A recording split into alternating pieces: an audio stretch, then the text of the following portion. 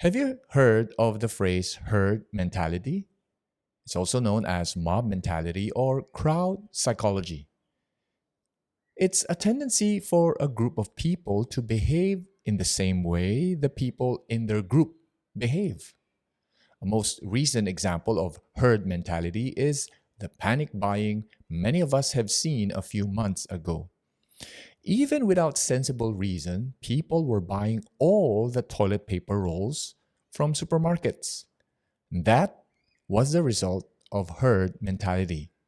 Herd mentality can be harmful at times, especially when it's a mentality that drives people to panic beyond reason. The Bible gives us such an example from the book of Exodus.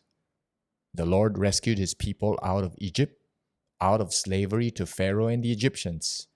After they left Egypt, they were camping by the sea when they learned that Pharaoh had changed his mind and gave chase.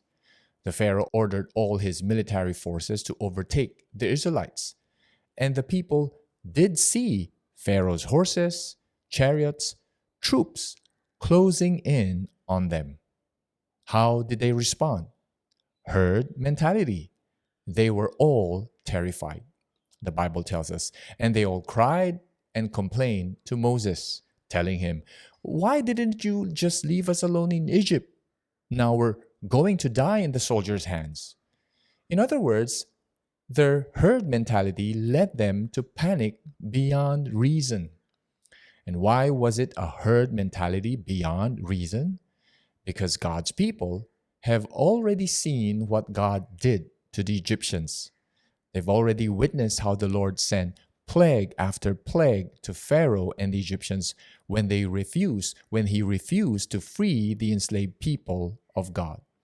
For instance, the people have seen how God brought death to all the animals of the Egyptians, but none to the animals of the Israelites. The people have seen light in their town, but darkness in the Egyptians' residences. They have seen how all the firstborn of the Egyptians died, while no one died among God's people. Now, these are just some of the few of the mighty works God did for his people. Then, on the day Pharaoh finally released them against his will, God's people did not leave Egypt like refugees fleeing war. No, they left Egypt with dignity, like immigrants moving to a better country, taking with them gold, silver, and clothing given by the Egyptians, taking with them whatever they asked from the Egyptians.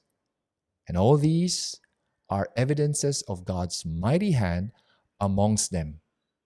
So when they saw Pharaoh and his mighty army closing in on them, the herd mentality shouldn't be that of panic, but of calmness. Moses told the people, "Don't be afraid. Just stand still and watch the Lord rescue you today. The Egyptians you see today will never be seen again. The Lord himself will fight for you. Just stay calm." Now, I'm sure you've seen this keep calm and carry on image on posters, shirts, mugs. Now, I was told that the image dated back in 1939 when the British government produced posters to boost the morale of the public because of the coming World War II.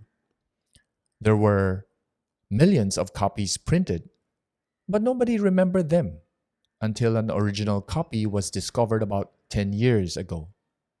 Did the message back then work? Did the people keep calm as the war loomed back then? Whether a keep calm message works or not would only depend on who is the one issuing the message. When the Lord Almighty issues a call to keep calm and trust God, his people have every reason to trust him and keep calm, because the Lord has already shown them what he is capable, and he will deliver what he has promised. And indeed, the Lord divided the Red Sea miraculously for the Israelites to cross, but the same sea engulfed the armies of Pharaoh. And when the people witnessed the Lord's power once again, they put their trust in him. Now, you and I will get into situations that strike fear and panic in us. But if you and I recall God, his might, his work, and how he has rescued us in the past, you and I can keep calm and trust God. Do not let the herd mentality get hold of you, but let trust mentality mold you instead. Today, keep calm and trust God. Amen.